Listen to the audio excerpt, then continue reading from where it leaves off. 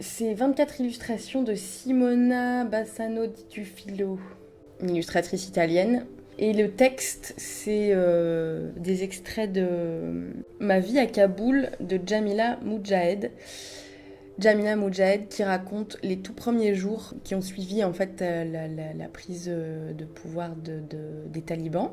Elle décrit en fait sa vie, ce qui a changé et ce qu'elle a ressenti et comment ça s'est passé pour elle, en sachant que donc elle n'avait jamais mis de burqa de sa vie, qu'elle était journaliste, qu'elle travaillait en fait pour la radio et la télé nationale, et que du jour au lendemain,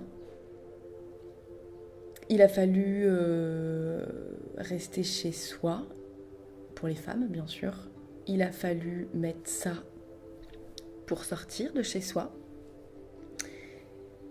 Voilà, il a fallu accepter et se résoudre à être privé de ses libertés. C'est un texte qui est vraiment très très très très dur. Et bizarrement, les illustrations de cette italienne-là, c'est des illustrations humoristiques. Et ça passe. C'est-à-dire que peut-être heureusement qu'on a ces illustrations qui nous font sourire à côté, parce que sinon ça serait très très énervant. J'imagine que certains ou certaines vont trouver que c'est vraiment pas approprié de mettre des illustrations humoristiques à côté d'un tel propos gravissime. Moi, j'ai trouvé que ça allait bien, parce qu'en fait, les deux dénoncent. Donc moi, je trouve que c'est une excellente idée d'avoir mis ces deux, voilà, d'avoir mixé les deux. Les illustrations n'illustrent pas spécialement le propos, hein. C'est vraiment des illustrations humoristiques sur la burqa qui n'ont pas forcément grand-chose à voir avec ce qui est écrit à côté. Que je vous montre un peu comment ça se passe. Voilà. Donc d'un côté on a le texte et de l'autre côté on a une illustration à chaque fois différente, humoristique, voilà, avec toujours la burqa mise, ça c'est drôle franchement, mise en avant. Ça aussi, le petit garçon qui fait maman parce que il reconnaît pas sa mère en fait, il la voit pas, il sait pas où elle est. C'est pas laquelle c'est du moins. Voilà. Donc j'ai sélectionné quand même celle que j'avais préférée. Des illustrations. Bon, la Joconde en burqa, c'est quand même pas mal. Qu'est-ce qu'on a d'autre? Ah oui, un anniversaire surprise et une des femmes dit ouh, je me demande la tête qu'elle va faire. Sachant que donc on ne voit pas le visage hein, des femmes. Celle-là est rigolote aussi. Et là, c'est des touristes, quelqu'un qui les photographie et qui dit souriez.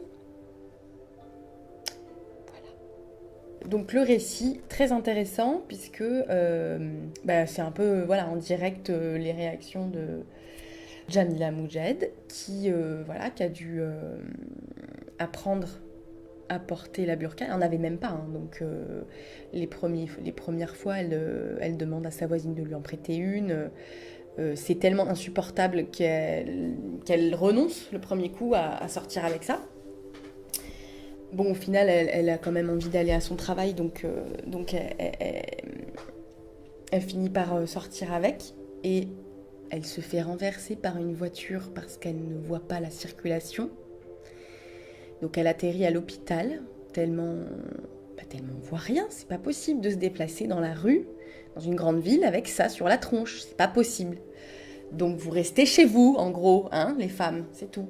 Tout ça pour apprendre de toute façon, quand elle finit par, quelques jours après être sortie de l'hôpital et tout, arriver à son travail, pour qu'on lui apprenne qu'en fait, non, les femmes n'ont plus le droit de travailler, donc tu as été licenciée. Hein. Allez, salut. Donc un récit quand même, voilà, hein, pas gai. Et la dernière illustration est excellente parce que donc c'est deux femmes en burqa. Il y en a une qui dit on doit mettre la burqa pour protéger de la tentation des yeux des hommes. Pour se protéger de la tentation des yeux des hommes. Et l'autre qui répond mais il serait plus indiqué que ce soit les hommes qui la portent puisqu'en burqa on ne voit rien, pas même un accident. Voilà.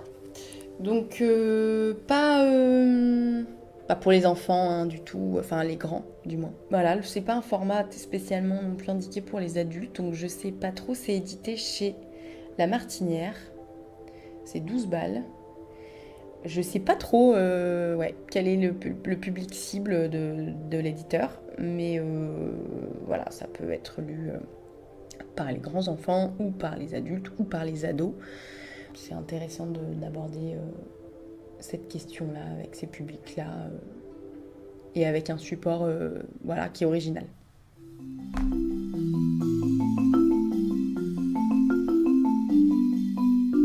Ma sœur reste une femme et tu me parles de fraternité. Mademoiselle ou madame, tu veux savoir si l'accès à mon intimité a été privatisé. Liberté, égalité, sororité.